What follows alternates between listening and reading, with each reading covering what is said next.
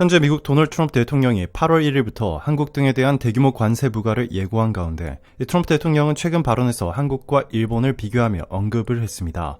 그는 일본은 협상에 응하지 않고 있지만 한국은 협상 테이블로 나오고 있다며 한국이 시장 개방에 나설 뜻이 있는 것처럼 치켜세웠습니다. 일본을 압박하기 위해 한국을 거론하며 두 나라를 갈라치는 트럼프 특유의 외교 전략을 구사한 것이죠. 그러나 정작 한국 측에서는 예상을 뒤엎는 속도 조절 발언이 나왔습니다. 한국 정부 고위 외교라인에서 통상협상은 신중하게 접근해야 한다라는 입장을 밝힌 것입니다. 트럼프 대통령이 칭찬으로 유도한 대로 곧바로 미국 요구에 응하기보다 시간을 두고 주도권을 잡겠다는 의미로 풀이됩니다. 이 같은 한국의 신중론은 트럼프 행정부를 당황스럽게 만들고 있으며 이재명 정부의 실용주의 외교 노선이 효과를 발휘하고 있다는 평가도 나옵니다. 먼저 일본의 상황을 보면 트럼프 대통령이 일본에 대한 관세 압박 수위를 한껏 끌어올리는 배경이 드러납니다. 일본은 오는 20일 참의원 선거를 앞두고 미국과의 무역협상에서 양보하기 어려운 처지입니다. 만약 미국의 요구대로 자국 농업시장 등을 추가 개방했다가는 국내 반발로 선거에 악영향을 줄 수 있기 때문입니다.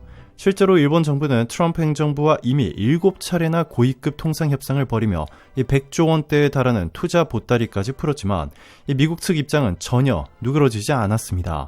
선거가 임박하자 일본의 이시바 총리는 공개적으로 일본은 미국의 하청 파트너가 아니다라는 직설적 불만을 표출하며 미국의 시장 개방 압박에 강경한 반응까지 내놓았습니다. 늘 미국이 원하는 대로 움직이던 일본 정치권에서 이런 발언이 나온 건 매우 이례적입니다. 이런 가운데 트럼프 행정부는 한국과 일본 모두를 겨냥해 막대한 추가 부담을 요구하고 있습니다. 이 대표적인 것이 주한미군, 주일미군 방위비 분담금 인상으로 트럼프 대통령은 현재 10배 수준인 100억 달러 약 13조 원을 거론했습니다. 우리가 공짜로 군대를 주둔시켜줬다. 100억 달러를 내라. 라는 식으로 공개 압박에 나선 것입니다. 만약 이 요구를 받지 않으면 주둔 미군을 크게 감축하거나 철수하겠다고 으름장을 놓고 있어 한국과 일본 입장에서는 동북아 안보 불안을 초래할 수 있는 중대한 문제로 떠올랐습니다. 중국, 러시아, 북한이 포진한 상황에서 미군 철수는 곧 힘의 공백을 의미하기 때문입니다. 그런데 이러한 압박 국면에서 오히려 한국 정부가 예상 밖의 여유 있는 대응을 보이고 있다는 점이 주목됩니다. 트럼프 대통령은 일본을 비판하는 와중에 한국은 대화 여지가 있다라며 일부러 띄워주는 언행을 했지만 한국 정부는 여기에 둘러서 호응하기보다는 신중 모드를 선언했습니다. 한국 고위 관계자는 통상협상과 관련해 신중하게 접근하겠다라는 원칙을 밝혔는데 이는 트럼프 행정부가 언급한 한국이 시장을 개방할 준비가 돼 있다라는 주장과는 온도 차이가 있습니다. 다시 말해 한국이 트럼프 대통령의 달콤한 칭찬에 곧장 말려들지 않겠다는 태도를 공식화한 셈입니다. 일본에서는 트럼프가 한국까지 끌어들여 일본만 관세 폭탄을 맞는 것 아니냐라는 위기감이 나오지만 정작 한국은 성급히 미국과 거래를 서두를 필요가 없다는 분위기입니다. 한국 외교 당국의 이러한 태도 변화는 베트남과 일본의 사례를 면밀히 분석한 결과로 보입니다. 앞서 트럼프 행정부는 베트남과도 관세 협상을 벌였는데 이 미 정치 매체 폴리티코의 보도에 따르면 협상 결과 베트남 측은 11% 관세에 합의하며 보잉 항공기 50대 구매, 30억 달러 상당의 미국 농산물 수입 등 상당한 양보를 했다고 합니다. 그런데도 트럼프 대통령은 협상 후 일방적으로 베트남산에 20% 관세를 부과한다라고 발표해버렸습니다. 베트남 입장에선 믿고 협상 테이블에 나갔다가 이 뒤통수를 맞은 격이어서 큰 충격을 받았죠. 일본 역시 마찬가지입니다. 온갖 정성을 들여가며 협상하고 미국이 원하는 선물을 바쳤지만 돌아온 것은 한국과 똑같이 25% 철강 관세를 뒤집어 쓴 현실입니다. 이처럼 트럼프 행정부의 대외 협상 패턴은 약속보다 일방적인 통보와 번복으로 점철되어 있습니다. 한국이 이번에 서두르지 않겠다는 입장을 보인 것은 바로 이러한 전례들을 교훈삼아 섣불리 양보했다가 나중에 더 큰 손해를 볼 수 있다는 판단 때문입니다. 또 트럼프 대통령의 칭찬 이면의 숨은 전략도 간파하고 있습니다. 트럼프 대통령은 흔히 상대 국가를 이간질하는 수법을 써왔습니다. 한쪽을 칭찬하면서 다른 쪽을 압박해 분열을 꾀하는 것이죠. 캐나다의 사례가 대표적입니다. 그는 과거 G7 정상회의에서 캐나다 총리와 화기애애한 모습을 연출한 직후 돌연 35% 관세 폭탄을 캐나다산 철강에 매겼습니다. 동맹국조차 안심시키고는 바로 경제적 타격을 가한 것입니다. 결국 트럼프의 칭찬은 언제든 칼날로 돌아올 수 있다는 게 국제사회가 학습한 교훈입니다. 한국도 이번에 그러한 함정에 빠지지 않겠다는 것입니다. 실제 외신들은 트럼프가 한국을 띄워주는 전략에 한국이 경계심을 보이기 시작했다라는 분석을 내놓고 있습니다. 이재명 정부의 실용 노선이 이러한 함정 외교에 제동을 거는데 효과적이라는 평가입니다. 게다가 트럼프 대통령의 일련의 조치들이 자충수가 될 수 있다는 전망도 힘을 얻고 있습니다. 무리하게 동맹들에게까지 관세 폭탄을 퍼붓고 방위비 증액을 강요하는 바람에 오히려 유럽 등 다른 우방국들이 등을 돌리는 기류가 나타나고 있기 때문입니다. 실제로 프랑스의 마크롱 대통령은 이제 유럽도 스스로 강해져야 살아남는다라며 미국과 다른 독자 노선을 추구할 뜻을 밝혔습니다. 나토 회원국들은 트럼프의 압박에 일단 방위비 지출을 약간 늘리기로 합의했지만 속내로는 미국을 신뢰하기는 어렵다는 분위기입니다. 캐나다, 영국 등 정통적 동맹도 갑작스러운 관세와 통상 압박을 받자 불만이 커지고 있습니다. 심지어 미국 내부에서도 트럼프 대통령의 과격한 동맹 압박에 제동을 거는 움직임이 있습니다. 미 의회는 주한미군 감축은 한반도 안보 위협을 키울 뿐이라며 2025년 국방수권법에 주한미군 현 수준 유지를 의무화하는 조항을 다시 넣었습니다. 국방부와 의회가 손잡고 대통령의 일방적 주한미군 감축을 막는 안전장치를 마련한 셈입니다.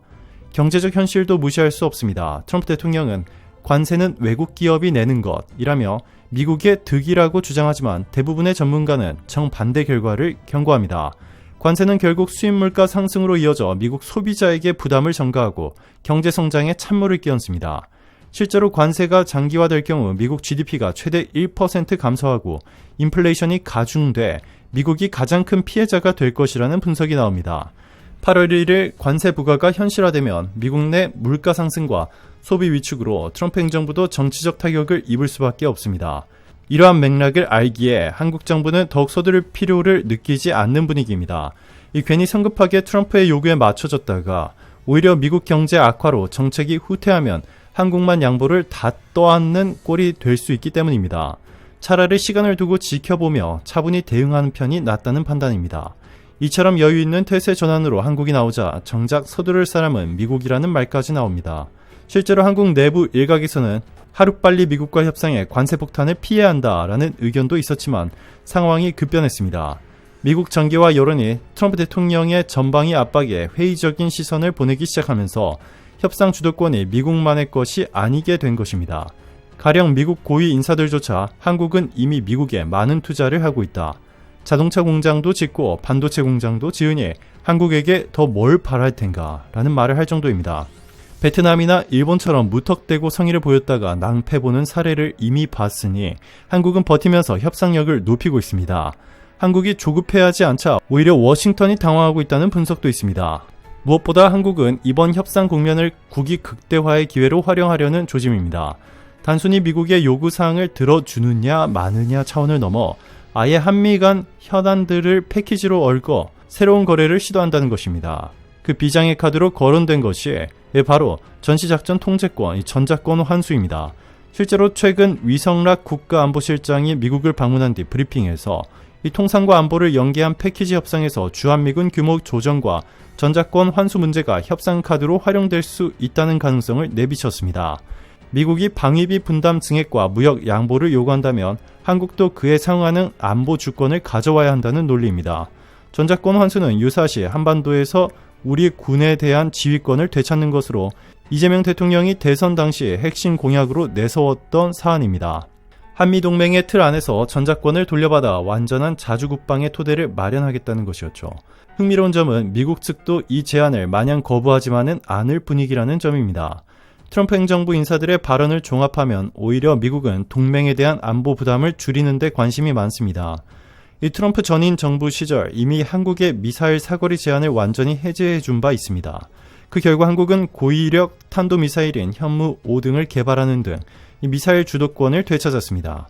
또한 트럼프 진영의 외교안보 핵심 인물로 꼽히는 엘브리지 콜비 전 국방부 차관은 한국의 전작권 전환을 공개적으로 지지해왔습니다. 그는 북한 문제 때문에 더 이상 한반도에 미군을 인질로 붙잡아 둘 수 없다며 한국군이 조속히 전작권을 넘겨받아야 한다고 주장했습니다.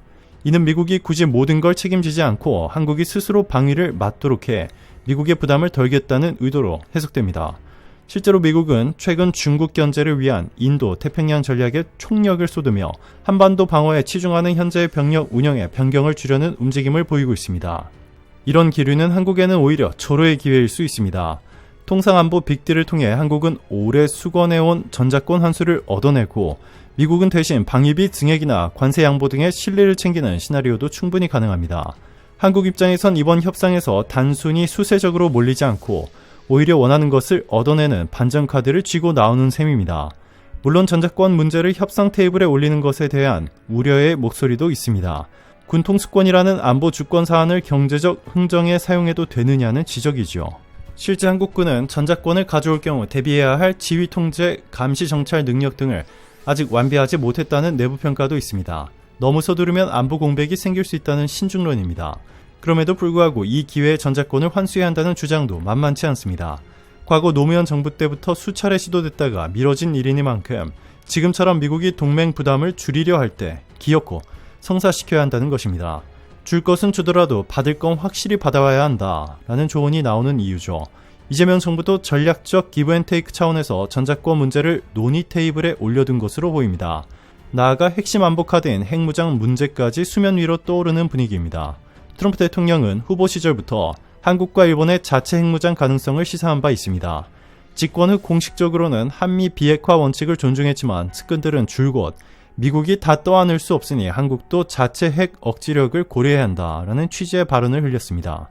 실제 뉴욕타임스 등 미국 언론들은 한국은 남의 핵우산이 아니라 자신들의 핵무기를 원하고 있다라는 분석 기사까지 실었습니다. 바이든 행정부가 올해 초 워싱턴 선언을 통해 한국의 독자 핵 개발 가능성을 차단하려 애썼지만 트럼프 대통령의 복귀로 그런 분위기가 완전히 바뀌었습니다.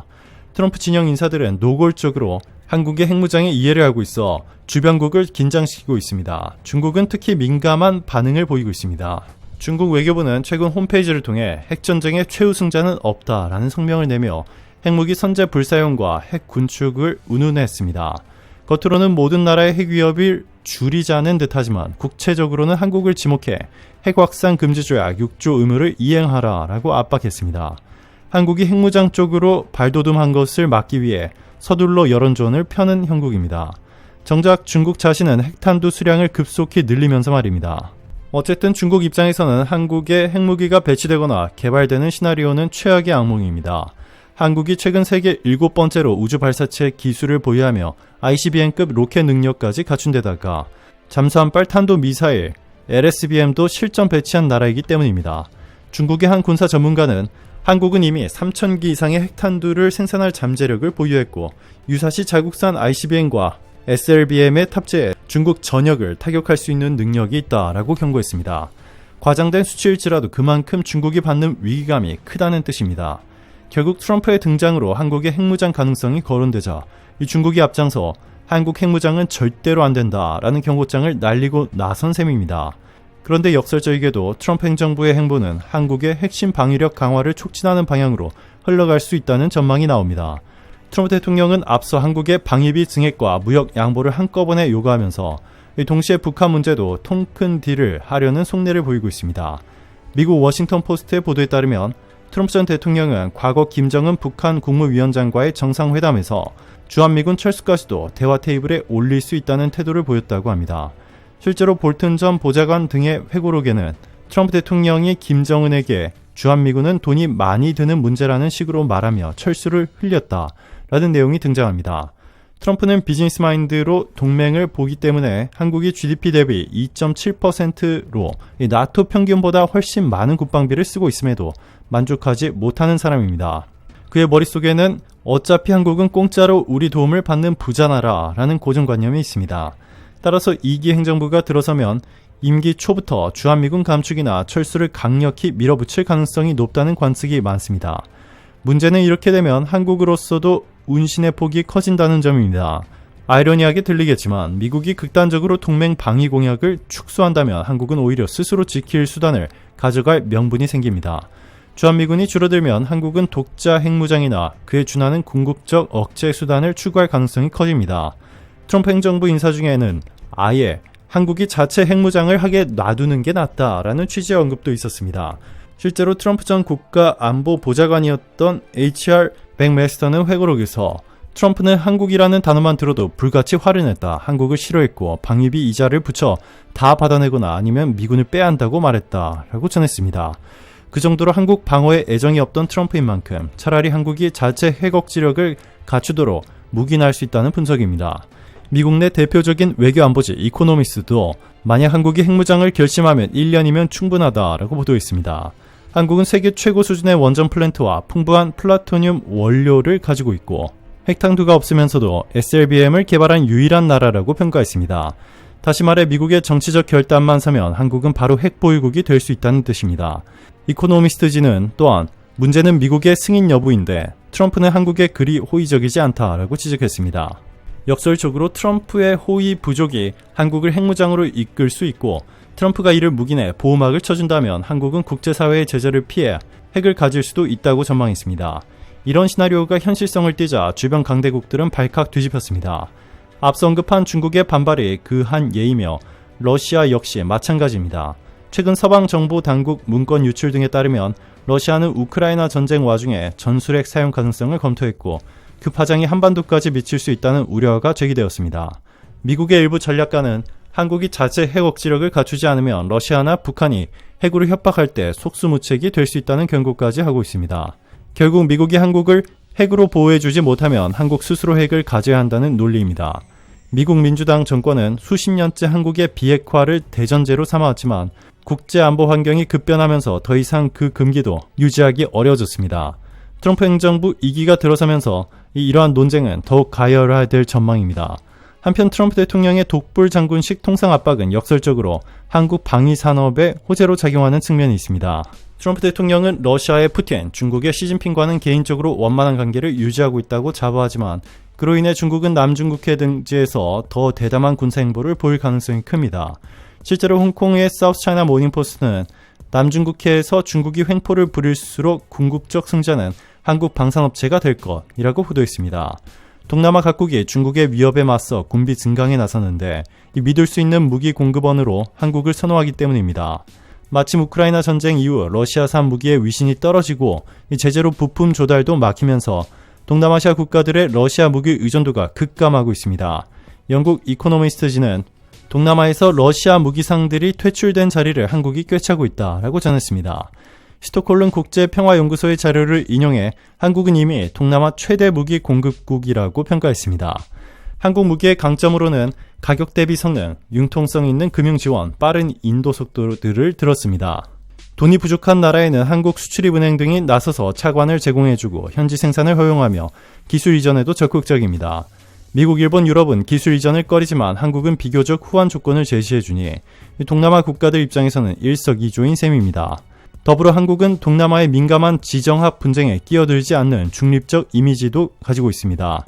예를 들어 미국은 중국 견제라는 큰 그림 속에 동남아에 무기를 팔지만 한국은 북한 문제로 한반도에 매여 있어 남중국해 분쟁 등에 직접 개입할 상황이 아닙니다. 동남아 입장에선 한국산 무기를 들여와도 정치적으로 비교적 부담이 적다는 뜻입니다. 이미 필리핀은 한국의 FA-50 경공격기와 호위함 등을 도입해 모범적인 방산협력국이 되었습니다. 태국도 한국제 장갑차와 탄약 등을 관심 있게 보고 있고 말레이시아와 인도네시아 역시 한국의 경공격기, 경전차 구매를 추진 중입니다.